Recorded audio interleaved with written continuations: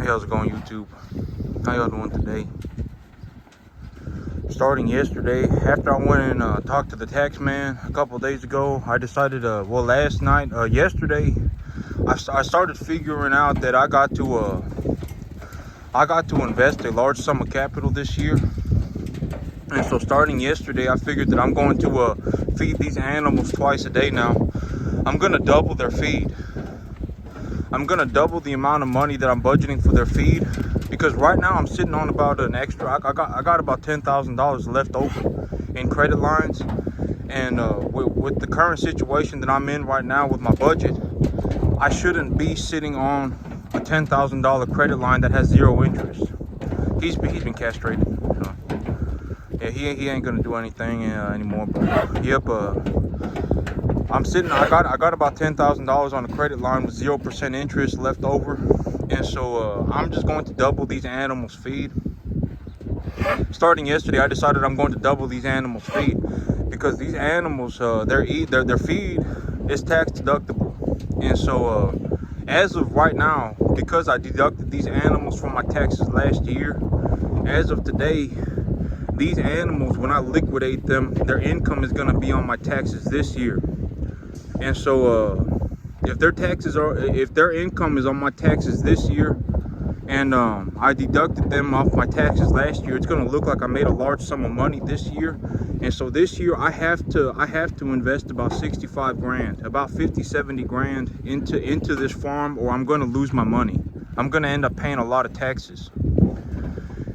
So man, my dog, man, she nearly killed my neighbor's chihuahua this morning. I don't know what she's doing. She was biting one of her pups too, and I think she accidentally killed one of her puppies. I don't know what's wrong with this dog. She just, I don't know. She chews on everything, and she bites my cattle, and she chases my cattle around. I don't know what's wrong with this dog. I was actually gonna take her back and shoot her a couple months ago, and I didn't do it. I tied her to a fence, and I left her there, and yep, she's running around now. And this morning, I don't know what she was doing, but she was trying to go and dig up her puppies, and she almost killed my neighbor's chihuahua. I don't know what she's doing, but something going on with this dog. But now she's walking on. I gotta go over there. She kept running away from me, so I have to go over there. You know, cause my other dog Lucy, if I call her, she'll come right to me. She'll stop whatever she's doing, and she don't really chew on anything. She don't bite my cattle. She don't chew on maybe she chews on her own calves, or she chews on her own puppies.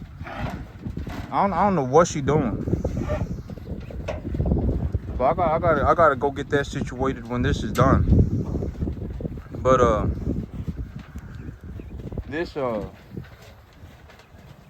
these animals, I'm going to be in a situation right now where if I don't invest my capital, what's going to happen is that I'm going to have to pay taxes. It's not like I didn't invest. Like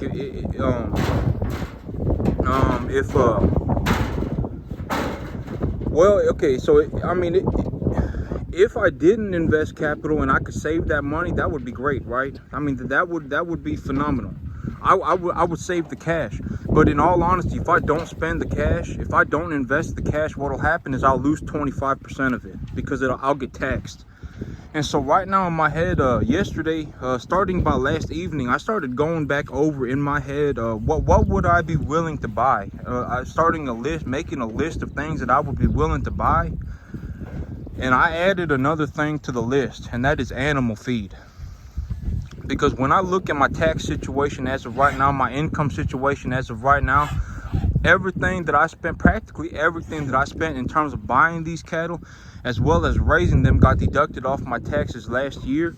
So this year, when I liquidate them, it's going to look like I made a large sum of money. And so I need to be investing that capital. And I also need to be thinking about what am I going to talk to the banker about in terms of how much leverage am I looking for. And one of the big, how much leverage am I looking for, as well as what am I willing to pay for it. Those are the things, as well as what am I willing to put up for it to get that loan. And so these animals are 3 months from market day. And so yesterday I decided that I'm going to just feed these animals. You know, maybe what I'll do, I'm thinking maybe what I'll do with this dog is I'll take her to the pound. But I mean, if she goes to the, I've been to the pound around here. If she goes to the pound, I mean, she pretty much dead. I don't like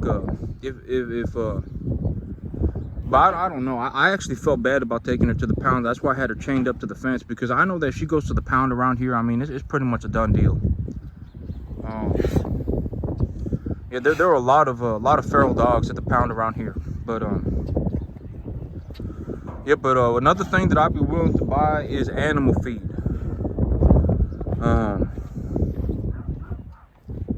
Animal feed, I would be willing to buy animal feed because I can buy a large volume of it. Like, I can go into the animal feed store right now and ask for 10 tons of feed and make a deal with the owner, and I could take 10 tons of feed and I could buy that in advance and I could feed it throughout the year if I needed to.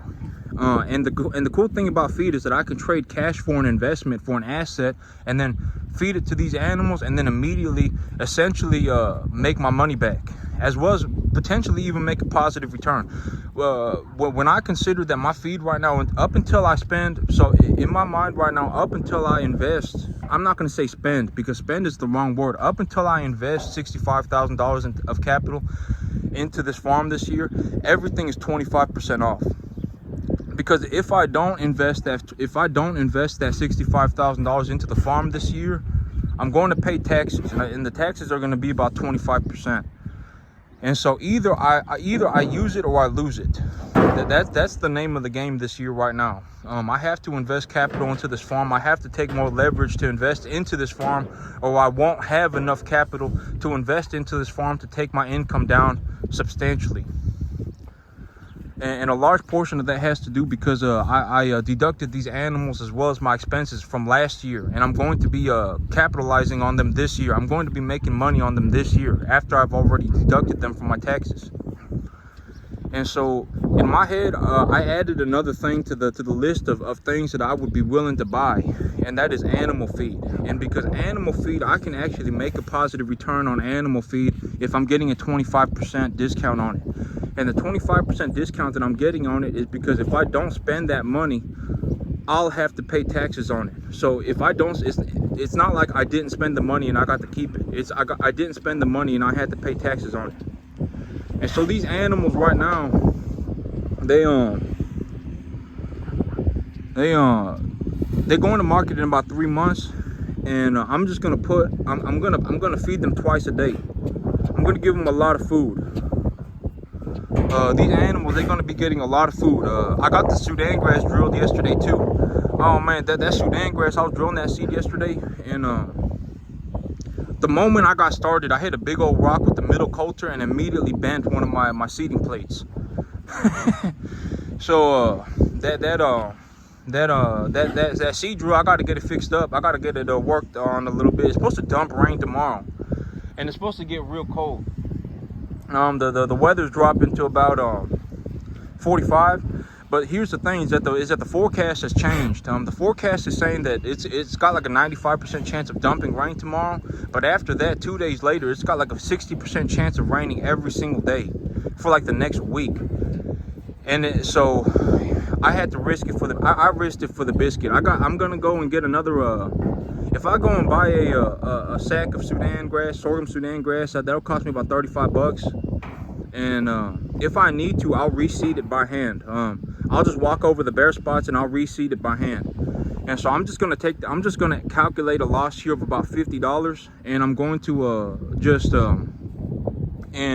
reseed it by hand if necessary, because I'm almost certain that with the soil conditions right now and the amount of rain that's gonna be here tomorrow, that my seed is gonna get washed around. The seed's gonna get washed up, and the seed's gonna go everywhere, and there's gonna be a uneven germination just because my coulter it immediately bent. I was going, and literally within the first 10 feet, I hit a big old rock and it bent one of the coulters. And so I got to get that fixed. And yep, but the seed did get seeded yesterday, and I have to go this morning. I'm gonna call them this morning before I go and pick up fertilizer. But Yep, I gotta go and pick up fertilizer this morning. I'm gonna get that field refertilized just a bit, and I'm going to yep, I gotta get the fertilizer on the field before it starts dumping rain tomorrow, because once it starts dumping rain, it's saying that there may be a chance of it raining every day for like a week. And so if I don't get it done tonight, I'm kind of just gonna be sitting on my hands watching it dump rain on my field. And so yep, I got to get the fertilizer on the field by tonight. I gotta go give them a call this morning to see if they got it, because yesterday they were out. Remember, the first time I ever seen that happen. And so I'm gonna have to go pick up fertilizer, get it put out on this field. I got the seed on the field yesterday. I got a budget made for these cattle. I got a plan set for these cattle. These cattle are gonna be going to market in about 3 months. And starting yesterday, I'm going to be putting a lot of feed into these animals, just because feed it's tax deductible, and I have a potential of making a positive return on it if I get a 25% discount. And I may actually even be in a situation where I need to go to the feed store and ask to buy like 10 tons. I may need to buy 10 tons, because if I buy 10 tons, maybe they'll let me have it for $4,000. And if I get a discount on it, and then I get a discount on it again from my taxes, I'd be in a real good spot in terms of making money on these animals. And these animals, if they're about 500 pounds average weight right now, in 3 months, 700 pounds, them putting on 200 pounds in 3 months, that ain't too long of a far shot.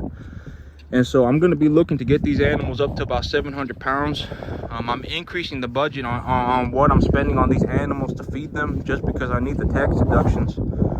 And even then, at 700 pounds, if I make $1 a pound, I'll make my money back. And so I'm in a great spot to make a substantial profit on these animals, as well as take in many ways. I'll get a lot of tax deductions. I'll make a profit on these animals, but that also puts me in a situation where I need to invest a large sum of capital, or I will have to end up paying taxes. And taxes are a large chunk of money. It's not like 5%, it's like 25%. And so either I use it or I lose it. It is what it is. It ain't like I didn't use it, I saved it, and then I got to hold on to it. It's not like that. If I save it, I'll have to it'll get taxed. And so right now, you know, this year I may have to invest about $65,000. Last year I had to invest $40,000. But next year is going to be even more. I'll have to continuously invest more money. The amount of investment that I'll have to make will compound, and it'll compound drastically. Or I'll have to pay taxes. So I can choose. Either I can invest, or I can pay taxes. Those are my two options. And or I can just sit there, do nothing, and be broke. I mean, that's another option, right? And so yep, either I figure out how I'm going to create the capital to invest, and I invest methodically into these animals. Because if I invest incorrectly, I'm also in deep doo-doo. I'll be waist deep in doo-doo if I invest incorrectly as well. Because if I invest incorrectly and then I owe debt on these animals and I've lost money on them, that's a double whammy. I'll have lost money on the animals as well as continuously owe the bank money. And so I need to invest correctly, and I need to invest heavily. And right now, one of the things that I added to my I would be willing to buy list is animal feed. And if it comes down to it, I may actually need to buy a large sum of animal feed to deduct it on my taxes. But I'd be willing to do that. If anything, if I got in a situation where I had to deduct money on my taxes, or I would owe the government a lot of money, I would buy a large sum of animal feed, and I would buy more cattle. In all honesty, those would be two things that I would be more than willing to buy, because the cattle will appreciate. The animal feed, I can essentially turn that back into cash by feeding it to the cattle. And so those are two things that I would be willing to buy. I would be willing to buy more animals. I would be willing to buy more cattle. I would be willing to buy more animal feed, and I would be willing to buy more land. I need large amounts of grassland to be able to raise cattle. It needs to be grassland. If it's timberland, if it's a bunch of wood, if it's a bunch of trees everywhere, it ain't gonna be suitable for raising many cattle. Unless I brought in a large sum of feed. So I need large expanses of flat land. I need animals, and I need animal feed, or I pay taxes. And the downside of this is it's not just a golden brick road, right? It's not like, oh my God, I just got to dump all this money into it and then I'll make money. If I invest correctly, I'll also get wrecked. If I invest incorrectly, that's also a big problem. Because right now with these numbers, if I invested incorrectly and my ship sank, I would go down with the ship. There would be no financial recovery. I mean, it would take my whole life to recover from that. And by the time I recovered, I would be an old man and I wouldn't be able to work. And so that is the other side of this coin, of having the money. The big thing is that the money ain't the solution. The money ain't the solution, and the money ain't the problem. I need to methodically handle this money in a way to make sure that there's a lot of things that go on. It ain't just I just get money and I throw it at this and I make money and ooh la la and la la land time. It ain't like that. I need to invest the money correctly, or my ship will sink. And if my ship sinks, I go down with it. I mean, that's the name of the game. And so, oh my God, I actually think my dog is going back over there and digging up her puppies again. But, that's it for me today, YouTube. Y'all have a good one.